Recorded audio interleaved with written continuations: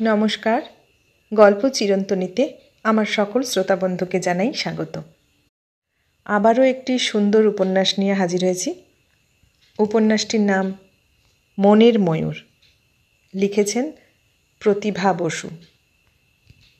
আজ পড়ব মনের ময়ূর উপন্যাসটির প্রথম পর্ব। আজ অনুসুয়ার বিয়ে। করগের চিনের দোচালা ঘরের সরু শিক দেয়া 1 হাত চওড়া 1.5 হাত লম্বা খুপড়ি জানলার বাইরে বকুল গাছের ঝিরিঝিরি পাতায় চোখ পাঠিয়ে অপরিসর ঘরের এক ফালি সিমেন্ট চটা মেঝের উপর চুপচাপ শুয়ে কত কথা মনে পড়ল তার। এতদিন পরে এত দুঃখ লাঞ্ছনার অলিগলি পেরিয়ে তবে কি সত্যি সত্যি ভাগ্য তাকে দয়া করল? ভাগ্য? চোখের কোণে যেন এক ফোঁটা কৌতুক জমে উঠল। আড়মোড়া ভাঙতে ভাঙতে হাসি ফুটল একটু। নিজের হাতের দিকে তাকালো। সাদা শাঁখা হলদে সুতোর বন্ধনে তার হাতের বন্ধনী হয়েছে আজ। ভাগ্যেরই তো প্রতীক। রক্তের মতো লাল পাড় কোড়া শাড়ির একটা অদ্ভুত গন্ধ ঘিরে আছে তাকে। বাবা কিনে এনেছেন অধিবাসের শাড়ি, গায়ে সিল্কের ব্লাউজ। এটা ওরা পাঠিয়েছে তত্ত্ব হিসেবে। তত্ত্ব হিসেবে আরও অনেক কিছুই এসেছে সেখান থেকে। কাশ্মীরি কাজ করা ট্রের উপর থরে থরে সাজানো সব বহুমূল্য শাড়ি, ব্লাউজ, সেমিজ, পেটিকোট, আঙুর কাঠের নরুন খোদাই বাক্স ভরা সুগন্ধি রুমালের রাশি, দামি সেন্ট, প্রসাধন সামগ্রী, নানা রঙের রাইটিং প্যাড, একটি সোনা বাঁধানো ছোট্ট মেয়ে কলম পর্যন্ত। কলমটা অবশ্যই কাকা তখনই নিয়ে নিয়েছেন, তার বড় দরকার। আবার একটু হাসির রেখাপাত হলো অনুসুয়ার মুখে। উঠে বসল সে। সমস্ত শরীরে মনে কি অসম্ভব ক্লান্তি। সমুদ্রের ঢেউয়ের মতো অফুরন্ত অনন্ত। এ কি আর কোনোদিন ফুরোবে? কখনো কি মুক্তি পাবে সে এই অপরিসীম ক্লান্তি থেকে? কাল সারা রাত এক বিন্দু ঘুমোতে পারেনি। আজ থেকে জীবনের বাকি রাতগুলোতেও আর কোনো দিন তার ঘুম হবে কি না কে জানে। নাকি এমন ঘুম আসবে দু চোখ ভরে যে ঘুম ভেঙে আর কখনো জেগে উঠবে না সে। আহ, কথাটা ভাবতেও কত আরাম। বিয়ে হচ্ছে তার চৈত্র মাসে। চৈত্র মাসে কখনো বিয়ে হয় হিন্দু শাস্ত্রে? কিন্তু তার আবার শাস্ত্র। এমন অরক্ষণীয়া কন্যার যে কোনো মাসের যে কোনো তিথিতে যে কোনো তারিখেই বিয়ে হতে পারে। শাস্ত্র তো মানুষেরই সৃষ্টি। ভেঙে গড়ে সুবিধে মতো বিধান তো তাঁরাই দেবেন। চৈত্র মাসের ঝরাপাতার মতো তাকেও তাই আজ এ সংসার থেকে ঝরিয়ে দেবার বিধান দিয়েছেন তাঁরা। ঘূর্ণি গাছ থেকে গুঁড়ি গুঁড়ি হলদে রেণু ছড়িয়ে পড়ল বাতাসে। জানলা দিয়ে এক ঝাপটা অনুসুয়ার গায়ে এসেও লুটিয়ে পড়ল। ঘরের মেঝেটা হলদে কার্পেট হয়ে গেল। জোড়া তক্তপোশের পাড়ের ঢাকনি দিয়া বিছানাতে ঢাকাই বুটি হলো। আকাশ থেকে তারারা সব খসে পড়ল নাকি দিনের আলোয় টিকতে না পেরে তাদের অন্ধকার ঘরে? তবু তো এ ঘরে একটা জানলা আছে পশ্চিমে, যে জানলা দিয়ে আকাশে চোখ পাঠিয়ে ঈশ্বরের মুখোমুখি হবার চেষ্টা করছে অনুসুয়া। যে জানলা দিয়ে হলদে রেণুরা খুশি হয়ে ঝরে পড়ছে তাদের ঘরে, তার গায়ে, তার যুগল শয্যায়। এক চিলতে রোদ এসে স্থির হতে পারছে তক্তপোশের পায়ার উপর। এই ঘরে এই দুটি তক্তপোশে তার 2 ভাইকে নিয়ে মা ঘুমন। আর এইখানে, এখন যেখানে নতুন পাটির উপর বেলা 3টের অসময় এতক্ষণ ধরে শুয়ে শুয়ে আলস্যে সময় কাটাচ্ছে সে, এখানে একটা মাদুর বিছিয়ে সে নিজে শোয়। আর বাবা ওই ঘরে, উঠোন পেরিয়ে রান্নাঘরের পাশে। সে ঘরে জানলা নেই, আলো নেই, হাওয়া নেই। সে ঘরে তাদের বাসন থাকে, ঘুঁটে থাকে, আবর্জনার স্তূপ থাকে সে ঘরে। উপায় কি? এই দুটি ঘরের দামই 20 টাকা। 20 টাকা? ধীরে ধীরে থেমে থেমে মনে মনে উচ্চারণ করল অনুসুয়া। প্রত্যেক মাসে এই 20টা টাকা বাড়িওয়ালার হাতে তুলে দিতে তার কি কষ্টই না হয়। মাঝে মাঝে বাকি পড়ে, তখন অশান্তির শেষ থাকে না। বাড়িওয়ালা চোখ রাঙায়, উঠিয়ে দেবার চেষ্টা করে। কেনই বা করবে না? এখন কি 20 টাকায় পাওয়া যায় এরকম বাড়ি? অনুসুয়ার করুণ মুখ আরও করুণ হয়ে ওঠে। হাতে পায়ে ধরতে যেতে হয় বাড়িওয়ালার স্ত্রীর। সে অবশ্যই অনেকদিন চেষ্টা করেছে বাবাকে এই ঘরে এই মেঝের উপর বিছানা করে দিতে, বাবা রাজি হয়নি। জবাবে কখনো কখনো অশ্রাব্য ভাষায় খেঁচিয়ে উঠেছেন, কখনো বা বেদনায় ভেঙে পড়েছেন। আজ এই ঘর সম্পূর্ণ তার জন্য আজ যুগলসজ্জা বিছানো হয়েছে ওই তক্তপোষের উপর নতুন তোষক বালিশ পেতে। অসুস্থ মা ধুঁকে ধুঁকে নিজের হাতে রচনা করেছেন আজ এই শয্যা। আর সেদিকে তাকিয়ে একটা অসহ্য যন্ত্রণার ঢেউ অনুভব করেছে সে বুকের মধ্যে। তাড়াতাড়ি দৌড়ে এই পাড়ের ঢাকনা বিছিয়ে দিয়ে সে দৃশ্যের উপর জবনিকাপাত করেছে। অসহ্য, অসহ্য, কত অসহ্য তার কাকে বোঝাবে? কেই বা বুঝবে? কিন্তু কেন অসহ্য? এই বিবাহ কি তাদের দিনরাত্রির সম্মিলিত প্রার্থনারই যৌতুক নয়? তার 17 বছর বয়স থেকে সুদীর্ঘ 33 বছর বয়স পর্যন্ত সবাই মিলে এছাড়া আর অন্য কি প্রার্থনা করেছে তার জন্য? সে নিজেও কি কত রাতে নির্ঘুম চোখে তাকিয়ে তাকিয়ে এই প্রার্থনাই করেনি? তবে আজ তার কিসের ভয়, কিসের দুঃখ? আজ তো তার পরম ভাগ্যের দিন, পরম মুহূর্ত। আর কয়েক ঘন্টা পরেই সে সংসারের আর 5টা মেয়ের মতো নিষ্কলঙ্ক একটি বিবাহিত মেয়ে, এক ভদ্রলোকের বিবাহিতা স্ত্রী। সত্যি কি কোনো একটি পুরুষ নামধারী জীবের স্ত্রী হতে যাচ্ছে সে? স্ত্রী? গরিব হোক, অন্ধ হোক, খঞ্জ, মূর্খ, কুৎসিত, নামগোত্রহীন, যেই হোক, যার সঙ্গেই হোক না, কেবল একটা বিয়ে হোক, শুধুমাত্র এই চেষ্টাতেই কত গলদঘর্ম হয়েছেন অবিনাশবাবু। কাকা সাহস জুগিয়েছেন পেছনে দাঁড়িয়ে, কিন্তু কেউ বিয়ে করতে রাজি হয়নি তাকে। এগিয়েছে অনেকে, পেছিয়েছে শেষ পর্যন্ত সবাই। সত্যি তো, যারা নেবে তারা জেনে শুনে ফুটো হাঁড়ি কিনবে কেন? ফুটোটা অবশ্যই কাকা আগাগোড়াই গোপন করতে চেয়েছিলেন। তিনি যে তার সবচেয়ে বড় হিতাকাঙ্ক্ষী, পরম শহীদ। কিন্তু মা রাজি হননি। ভাঙা ভাঙা গলায় কেবলই বলেছেন, না না, তা হয় না ঠাকুরপো, শেষে কি মারধর খেয়ে মরবে মেয়েটা? মরুক মরুক, ওর মরাই উচিত। তবু মা জল ভরা চোখে মাথা নেড়েছেন সজোরে। বাবা মাটিতে চোখ রেখে চুপ। শেষের দিকে বাবাও সে চেষ্টাই করেছেন, মাও সায় দিয়েছেন তাতে। কাকা ইন্ধন জুগিয়েছেন সেই সদিচ্ছায়। কিন্তু ভেঙে দিয়েছে অনুসুয়া নিজে। অসম্ভব। সব গোপন করে এরকমভাবে নিজেকে গছানো কিছুতেই, কোনো রকমেই সম্ভব নয় তার পক্ষে। কত অপমান, কত অসম্মানিত নিঃশব্দে সহ্য করেছে সে, কিন্তু এটা কিছুতেই পারেনি। আর তা নিয়ে কত লাঞ্ছনা, কত গঞ্জনা, কত নিগ্রহই ভোগ করতে হয়েছে তাদের কাছে। এমনকি 10 বছরের ছোট বোনটাও টিটকেরি দিতে ছাড়েনি, যাকে বলতে গেলে সেই মানুষ করেছে মায়ের উত্তাপ দিয়ে। শীতের রাত্রিতে নিজে পাতলা শাড়ির আঁচলে গা ঢেকে যাকে জীর্ণ পুরনো লেপ দুভাঁজ করে জড়িয়ে দিয়েছে গরম হবার জন্য। দিক, এখানে অনুসুয়া আপন বুদ্ধিতে অটল। কাকা একদিন সুখবর আনলেন একটা। সব কথা জেনেও কোনো এক দয়ালু ভদ্রলোক নাকি বিয়ে করতে রাজি হয়েছেন তাকে। আশ্চর্যের কথা। বাবা চকিতে চোখ তুলে তাকালেন, একটু চুপ করে থেকে বললেন, কারা?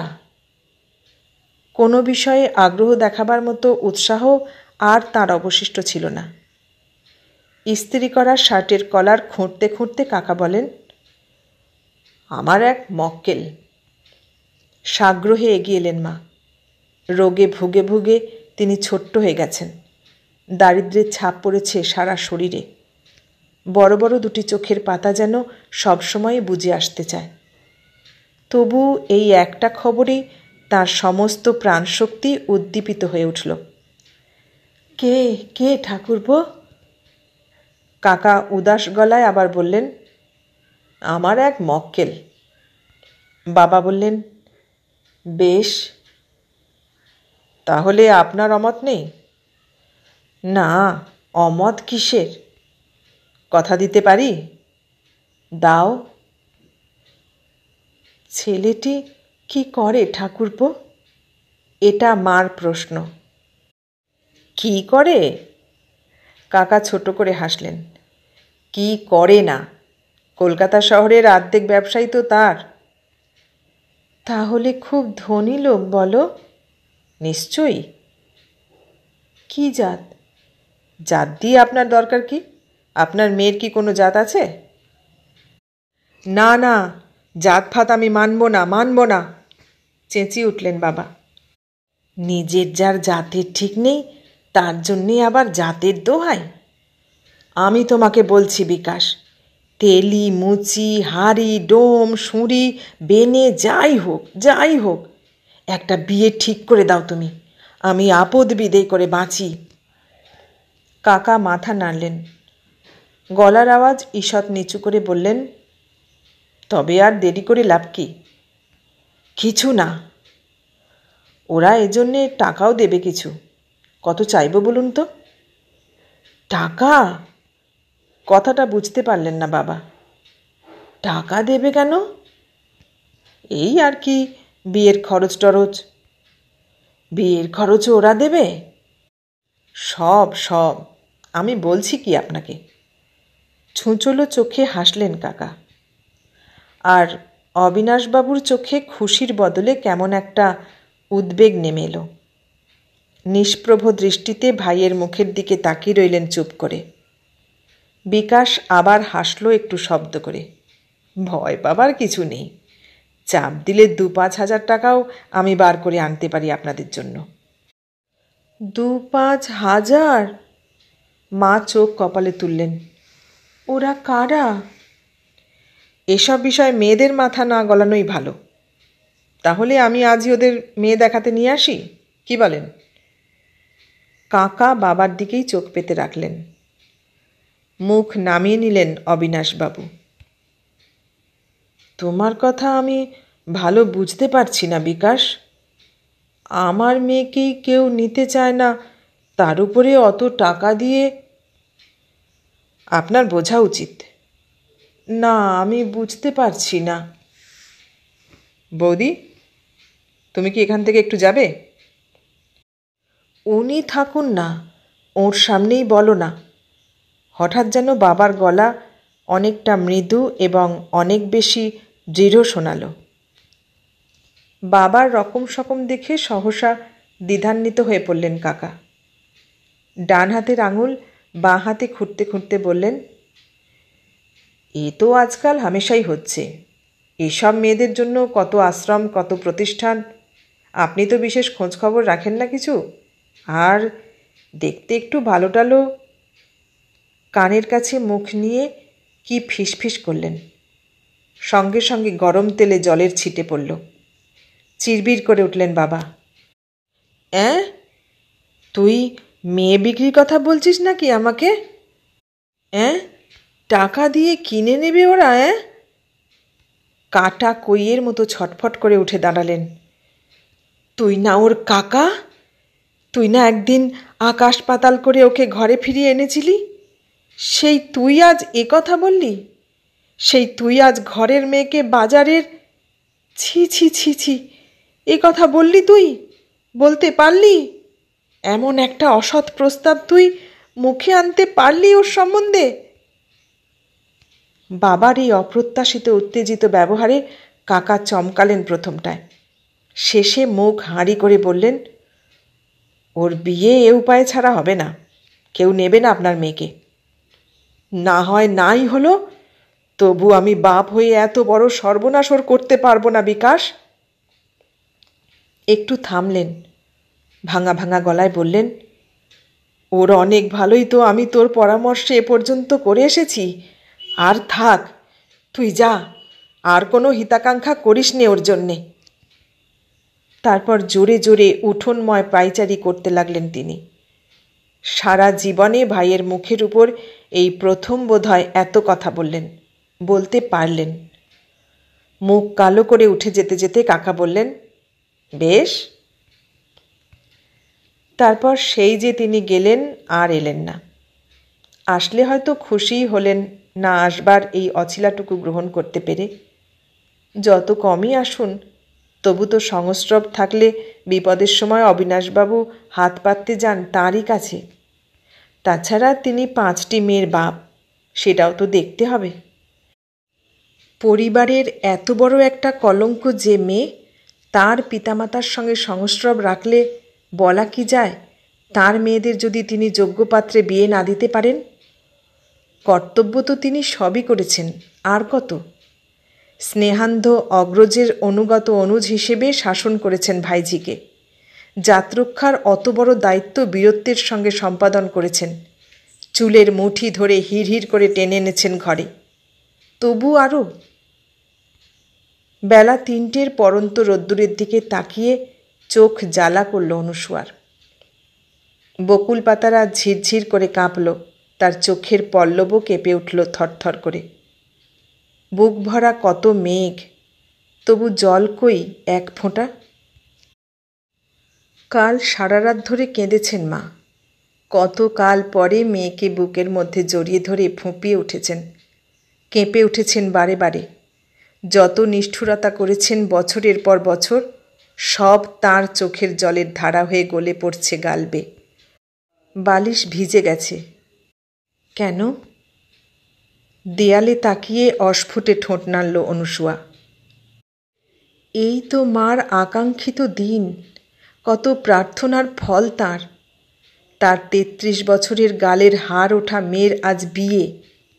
তবু তবু তার কেন এই কান্না, কেন এই ত্রাস? কত তো বিপত্নিক আছে, কত হৃদয়বান আছে সংসারে। কেউ কি এই হতভাগিনীকে একটু জায়গা দিতে পারে না? এ কথা তো কত সহস্রবার উচ্চারণ করেছেন তিনি। তবে তবে কিসের এই শোক? মাদুর পেতে চুপচাপ কত রাত পর্যন্ত বাবা বসেছিলেন বারান্দায়। তার চোখেও কি কাল জল ছিল না? কেন? এমন সুখের দিন আর কবে এসেছে তাদের জীবনে? অনুসুয়া নগণ্য, অপাঙ্ক্তেয়, অনাদৃত, যাকে দেখলেই আত্মীয় পরিজন মুখ ফেরায়, বন্ধুরা হাসে, আঙুল দেখায় লোকেরা, এমনকি নিজের মা বাপ পর্যন্ত যার মুখের দিকে তাকাতে ঘৃণা বোধ করে, সেই অনুসুয়ার বিয়ে। বিয়ে? অনুসুয়ার নিজেরই কি কম আশ্চর্য লাগছে? এই যে অবেলায় ঢলে পড়া রোদ্দুরে ঝিকিমিকি বকুল পাতায় চোখ রেখে অলস ভঙ্গিতে শুয়ে আছে সে, লাল পাড় শাড়ির কোড়া গন্ধ ঠেলে কাঁচা হলুদের গন্ধ ভাসছে গা থেকে। লম্বা লম্বা দুটি হাতের মণিবন্ধে চিকচিক করছে চারগাছা সোনার চুড়ি, কানের ফুটো টনটন করছে দুলের ভারে। এর চেয়ে অদ্ভুত আর কি হতে পারে তার জীবনে? পাখিরা উড়ল, উড়ুক। ছেলেরা ফিরল ধুলো পায়ে স্কুল থেকে, ফিরুক। ঘন হয়ে সন্ধ্যা নামুক ঘরে ঘরে। তবুও আজ তাকে ব্যস্ত হতে হবে না, উদ্ভ্রান্ত হতে হবে না। কেউ আজ ডাকবে না তাকে। কিছুতেই আজ আর তার কিছু এসে যাবে না। অথচ এ সময় রোজ সে কি করে? স্কুল থেকেও ফেরে না। যদি বা শনিবার ফেরে, তক্ষুনি আঁচ দেয় উনুনে, খাবার জোগাড় করে ভাইদের। অবিশ্বাস্য নিষ্ঠুর মেজাজ নিয়ে কাজ থেকে ফিরে বাবার যাতে এতটুকু ত্রুটিও চোখে না পড়ে তার চেষ্টায় ব্যাকুল হয়ে থাকে। মা বোবা অসহায় চোখে চুপচাপ তাকিয়ে থাকেন তক্তপোষে শুয়ে। অনুসুয়া নিঃশব্দে কলের মতো সংসারের অনুকোটি দাবি মেটায়। ভাই দুটি ভালোবাসে তাকে, তারা দিদি অন্ত প্রাণ। কিন্তু ভালোবাসা গ্রহণ করবার শক্তি কি আছে অনুসুয়ার? বোনটিকে 14 বছর বয়সেই বিয়ে দিয়ে নিশ্চিন্ত হয়েছেন মা। কিন্তু বোন নিশ্চিন্ত হতে পারেনি। দিদির জন্যে তাকে কথা শুনতে হয় শাশুড়ির কাছে। আজ সব অশান্তির অবসান, আপদ বিদায় হবে আজ। এই সংসারের সব অকল্যাণের আজ পরিমার্জনা হবে। আজ তাদের আনন্দের দিন, মুক্তির দিন। আজ অনুসূয়ার বিয়ে। কাল এই বেলা 3টের পরন্ত রোদ্দুরে সে কোথায়, কত দূরে? সেই দয়ালু ভদ্রলোকটি একটি সামান্য বিজ্ঞাপন দেখেই যিনি আজ গ্রহণ করছেন তাকে, সব জেনেও যিনি তাকে বিবাহের মর্যাদা দিচ্ছেন, কাল তিনি তাকে কোথায় নিয়ে যাবেন, কত দূরে? কে কে তিনি? দেবতা? শয়তান? কাকার মক্কেল? কে? কোথা থেকে এসে হঠাৎ ছোঁ মেরে নিয়ে যাচ্ছেন তাকে? কে সেই মানুষ? মা জানেন? বাবা জানেন? সে নিজে জানে? কেউ কি জানে সেই কথা? তাই কি এই কান্না? তাই? হঠাৎ অনুসূয়ার বুক বেয়ে ভয়ের শিরশিরানি নামল। সভয়ে চোখ বুজল সে। শোনা গেছে ভদ্রলোক বোম্বাইয়ের অধিবাসী। শোনা গেছে তিনি মস্ত ধনী, মস্ত তাঁর লোহালক্করের কারখানা, আর সেই কারখানার একচ্ছত্র অধিপতি তিনি। তার ব্যবসার শাখা প্রশাখা দেশে বিদেশে ছড়ানো। নামেতেই বাঙালি। বাংলাদেশের সঙ্গে হয়তো কেবলমাত্র বিবাহ দ্বারাই আজ সম্বন্ধ স্থাপিত হবে তাঁর। দীর্ঘকাল আমেরিকা প্রবাসী ছিলেন। মাথার চুল পাকিয়ে ফিরে এসেছেন ভারতবর্ষে। সবই শোনা গেছে, এখন পর্যন্ত দেখা যায়নি কিছুই। যারা দেখতে এসেছিল অনুসূয়াকে, বিয়ে ঠিক করতে এসেছিল পাত্রপক্ষ হয়ে, এসব তাদেরই বিবরণ। অবশ্যই আর্থিক পরিচয় কিঞ্চিত দিয়েছেন ভদ্রলোক। সকালবেলাকার দৃশ্যটি মনে মনে কল্পনা করল অনুসূয়া। তাদের বাড়িতে ঢোকবার নিচু সরু টিনের দরজাটি দিয়ে কেবল আসছেই 10-10টা লোক বয়ে নিয়ে এসেছে তার অধিবাসের সামগ্রী। শুধু কি থরে থরে প্রসাধন দ্রব্য আর শাড়ি ব্লাউজের স্তূপ? মাছ, মাংস, দই, মিষ্টি, শাকসবজি, ফলমূল, তেল, ঘি, পেস্তা, বাদাম, কিশমিশ, কি না! কি তিনি পাঠাননি তাঁর রাজ ঐশ্বর্যের স্বাক্ষর স্বরূপ? বাবা দাঁড়িয়ে আছেন তার ঘরের দরজায়, মা দাঁড়িয়ে আছেন তার ঘরের দরজায়, অনুসূয়া দাঁড়িয়ে আছে রান্নাঘরের দরজায়। ভাই দুটির একটি কোথায় বেরিয়েছে, আর একটি পড়া ছেড়ে উঠে এসে চুপ। 5টি ঝি, 5টি ভৃত্য।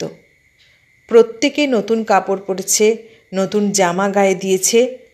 মেয়েদের হাতে মোটা মোটা সোনার বালা, গলায় পাথরের মালা, কোমরের রূপোর গোট, পুরুষদের কোমরের রূপোর পট্টি। ছোট্ট উঠোন ভরে গেল। 5 মিনিট পর্যন্ত সবাই স্থির। একটু পরে সম্বিত পেয়ে এগিয়ে এলেন মা। শাঁখ বাজালেন দুর্বল বুকে। জিনিসপত্র ঘরে তুললেন, খেতে দিলেন লোকজনদের। তারপর প্রত্যেককে 2-2 টাকা বকশিস দিয়ে বিদায় দিলেন মিষ্টি মুখে। 20টা টাকা বেরিয়ে গেল এক লহমায়। অনুসূয়া নিঃশ্বাস ছাড়ল। তার আর তার বাবার কত পরিশ্রমের উপার্জন এই 20 টাকা। 20 টাকা তাদের বাড়ি ভাড়া। এই টাকার জন্য সপ্তাহে 3টে টিউশনি করতে হয় তাকে। 10টার সময় হাতে কাচা মোটা শাড়ি পরে, গালে পার্ল পাউডার বুলিয়ে কর্পোরেশনের স্কুলে মাস্টারি করতে যেতে হয়। আর প্রেসের অন্ধকার ঘরে আলো জ্বালিয়ে 62 বছরের বুড়ো বাপকে সকাল সন্ধে প্রুফ দেখে দেখে চোখ ক্ষয় করতে হয়।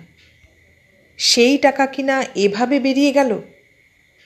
বুকটা করকর করছিল, কিন্তু মনে পড়ল 4 দিন আগে ভদ্রলোক 5খানা 100 টাকার নোট পাঠিয়েছিলেন তার পাকা দেখার যৌতুক হিসেবে। সেই 5খানার 3খানা খরচ হয়ে 2খানা এখনও তার মার হাত বাক্সে স্থির হয়ে আছে। হাসল অনুসূয়া। কাকা হলে 5খানা নোটে 5,000 টাকা আদায় করে ছাড়তেন। বাবা কিছু পারলেন না। না না, ছি! তক্ষুনি মনকে ধিক্কার দিল সে। এসব কেন ভাবছে? কি অন্যায়! হয়তো মানুষটি সত্যি দয়ালু, হয়তো ঈশ্বর সত্যি এতদিনে দয়া করেছেন অনুসুয়াকে, অনুসুয়ার লাঞ্ছিত নিপীড়িত মা বাবাকে। অনুসুয়াকে যারা দেখতে এসেছিলেন, কই তারা তো কিছু ভয় করবার মতো নয়। তাদের কাছে তো ভয়ের কিছু শোনেনি। তারা তো আর 5 জন ভদ্রলোকের মতোই ভদ্র, বরং বেশি বিনীত, বেশি সদালাপী। 2 জন পাত্রের বন্ধু, 1 জন কর্মচারী। অনেকবার ঠোঁট চেটে, অনেকবার ইতস্তত করে বাবা একবার বলেছিলেন, ছেলেটিকে কি একবার দেখতে পারি? তৎক্ষণাৎ মাথা নাড়লেন 2 বন্ধু, অসম্ভব। বাবা আর কোনো কথা বললেন না। আর সাহস নেই তার। কে জানে, চাপ দিলে যদি বা ভেঙে যায়। তারা বললেন, পাত্র বিয়ের দিন সময় মতো এসে পৌঁছবেন প্লেনে করে, আর বিয়ে করেই পরের দিন সকাল 8টায় উড়ে যাবেন অনুসুয়াকে নিয়ে। সামান্য একটা বিয়ের জন্য এর বেশি সময় দেওয়া অসম্ভব তার পক্ষে। বাবা বললেন, তা তো ঠিকই, তা তো ঠিকই। হাত পেতে পাকা দেখার নোট কখানা কোমরে গুঁজলেন। অনুসুয়া বাবার দিকে তাকিয়ে রইল অপলক চোখে। বাবা, এই কি তার বাবা? কিন্তু মুখ মলিন করলেন মা। রাত্রিরে খেতে বসে বললেন, আমার ভয় করছে। ভয় কেন? একবার দেখলে না, শুনলে না, খোঁজ খবর নিলে না কিছু। এর চেয়ে আবার কত ভালো করে খোঁজ খবর নেব? বাবা দ্রুত হাত চালালেন ভাতের থালায়। একটু যদি চোখের দেখাও দেখতাম মানুষটাকে। যত সব। ওরা যা বলল তা যে সব সত্যি কে জানে। তবে যাও না, এরোপ্লেনে চড়ে বোম্বেতে গিয়ে খোঁজ নিয়ে এসো। পরিবেশন করতে করতে অনুসুয়া বুঝতে পারল আস্তে আস্তে রাগ চড়ছে বাবার। ভাই দুটি চোখ চাওয়াচাই করল। মা দুর্বল গলায় আবার বললেন, 7 দিনের মধ্যে সব ঠিক করে ফেলল। ওদেরই বা অত গরজ কেন? আর কটা দিন সময় নাও তুমি। কোথায় দেশ, কোথাকার মানুষ, কি জাত। বোমা ফাটল। সময় নেব কেন? চিরজীবন গলায় ঝুলিয়ে গোষ্ঠীশুদ্ধ ডুবে মরব না? টাকা খরচ করে তো এই জন্যেই বিজ্ঞাপন দিয়েছিলাম। ভাত ছড়িয়ে উঠে দাঁড়ালেন তিনি। মা ঢোক চেপে উদ্গত কান্নাকে বুকের ভেতরে পাঠিয়ে দিলেন। আজকাল বাবার রাগ চণ্ডাল। যখন রাত বাড়ল, পাড়া নিস্তব্ধ হলো। ঢিপি ঢিপি পায়ে অন্ধকার রান্নাঘরে বেড়ালগুলো ঘুরে বেড়াতে লাগলো নিঃশব্দে। অনুসুয়া এই জানলাটি দিয়ে তাকিয়ে রইল আকাশে। মনে মনে বলল, একটু ঘুম দাও ঈশ্বর, শুধু একটু ঘুম, ভুলে থাকার সামান্যতম অবকাশ। চোখের উপর হাত চাপল জোরে। বিন্দু বিন্দু তারার মতো হলদে হলদে ফুল ছড়িয়ে ছিটিয়ে কোটি কোটি ভগ্নাংশে ছিন্ন ভিন্ন হয়ে একবার বিক্ষিপ্তভাবে কোথায় মিলিয়ে যায়, আবার রাশি রাশি হয়ে ফুটে ওঠে সজোরে টিপে রাখা বোঝা চোখের তলায়। তারপর আস্তে আস্তে কখন সব পাপড়ি এক হয়ে একখানা ছবি তৈরি হয়ে গেল বিচিত্র রেখায়।